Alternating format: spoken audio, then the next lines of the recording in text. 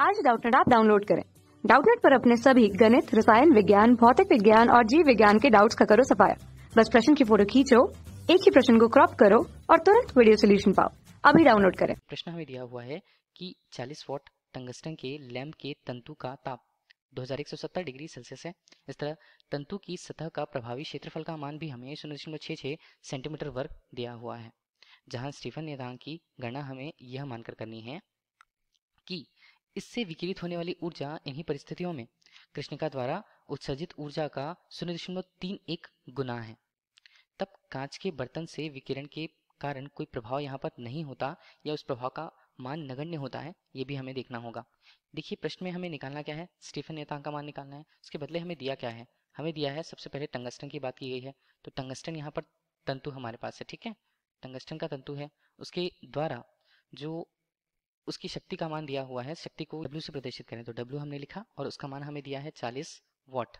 40 what को क्या लिखा जाता है, वॉट को हम लिख सकते हैं जूल प्रति सेकंड के रूप में, तो 40 यहाँ पर है और जूल हमने ले लिया और बटे में दिया सेकंड के रूप में, तो जूल प्रति सेकंड हमें शक्ति का मान यहाँ पर मिलेगा। इसके अलावा क्या दिया हुआ है, हमें तंतु का ताप दिया हुआ है। ताप कितना है, ताप यहाँ पर 2170 यहाँ पर कितना है डिग्री सेल्सियस है, ठीक है। अब हम इसमें 273 यदि जोड़ दें तो उसका मान कितना होगा, 2443 केल्विन के रूप में इसका मान होगा। तो तापमान का मान तंतु के लिए वो भी हमें मिल गया। प्रभावी क्षेत्रफल यदि हम बोले तो वो कैपिटल ए से प्रदर्शित होगा। कितना मान दिया है, 0.66। किसमें है, ध्यान दीजिएगा, सेंटीमीटर वर्ग पर है।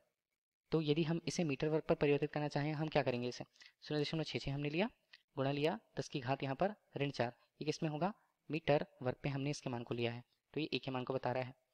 स्टीफन नियतांक की हमें गणना करनी है, जबकि अंतिम में बोला क्या गया है, इससे विकिरित ऊर्जा इन्हीं परिस्थितियों में कृष्णिका द्वारा उत्सर्जित ऊर्जा का, मतलब यहाँ पर तुलना की गई है कृष्णिका से। कृष्णिका से जब भी हम उत्सर्जन क्षमता की तुलना करते हैं तो इसे हम उत्सर्जकता कहते हैं, एप्सिलॉन से इसे प्रदर्शित किया जाता है। अब इसका मान यहाँ पर हमें दिया हुआ है 0.31 के लिए।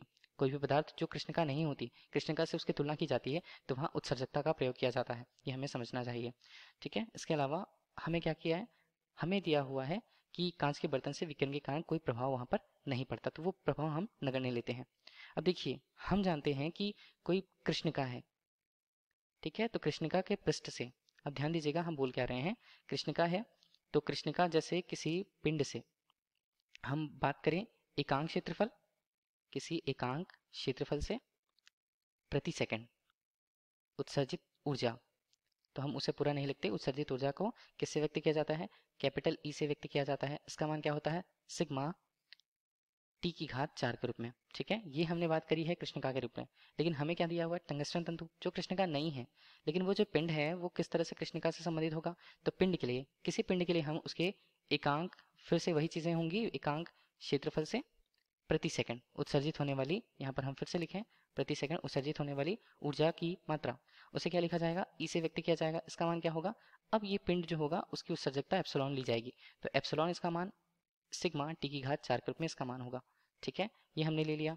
अब यहाँ पर बात की जा रही है कि हम यहाँ पर प्रति सेकंड केवल ऊर्जा लें, तो उसी पिंड से केवल हम एकांक क्षेत्रफल अब नहीं लेते हैं, हम देखते हैं कि प्रति सेकंड उससे या उसके पृष्ठ से उत्सर्जित होने वाली ऊर्जा जो क्या बराबर होगी, ई के रूप में व्यक्त होगी। उसका मान क्या होगा, एप्सिलॉन सिग्मा ए टी की घात 4 के रूप में। और यही क्या बताता है, यही ऊर्जा विकिरण को बताता है। तो ऊर्जा विकिरण को हम क्या बोलते हैं, पिंड से प्रति सेकंड उत्सर्जित होने वाली ऊर्जा विकिरण को कहा जाता है शक्ति के रूप में, और इस शक्ति का मान हमें W के रूप में दिया हुआ है। तो W का सूत्र हमारे पास क्या हुआ, एप्सिलॉन सिग्मा टी की घात 4 कैपिटल ए के रूप में, तो ये सूत्र हमारे पास है। और सिग्मा का मान हमें इसमें ज्ञात करना होगा, तो सूत्र को पहले सिग्मा के रूप में लिख लें। तो सिग्मा हमारे पास होता क्या है, स्टीफन नियतांक, यहाँ पर इसका मान होगा W बटे, हम इसके मान को देखें तो एप्सिलॉन ए टी की घात 4 के रूप में।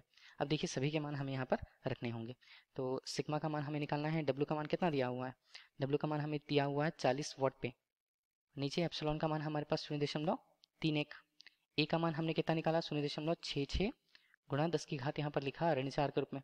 इसी तरह यदि हम टी के मान को देखें 2443, इसका होगा क्या, घात 4 होगा, ठीक है। इसी तरह ये पूरा मान हमने हल किया, देखिए इसे आसानी से कैलकुलेटर के द्वारा हल किया जा सकता है। तो सिग्मा का मान इस तरह से हल करने के बाद हमें कितना मिलता है, उसका मान लगभग आता है 5.62 गुणा 10 की घात ऋण 8 के रूप में, ठीक है। ये क्या होगा, ये होगा जूल, यहाँ पर जूल प्रति मीटर वर्ग प्रति सेकंड प्रति केल्विन के रूप में इसका मान होगा, केल्विन की घात 4 के रूप में। ठीक है, तो ये हमें क्या बता रहा है? ये हमें बता रहा है स्टीफन नियतांक के मान को जो हमसे प्रश्न में पूछा जा रहा था।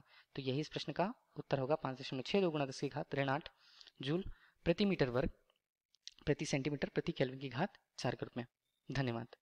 कक्षा 6वीं से 12वीं से लेकर नीट, IIT, JEE वो एडवांस के लेवल तक 1 करोड़ से ज्यादा छात्रों का भरोसा।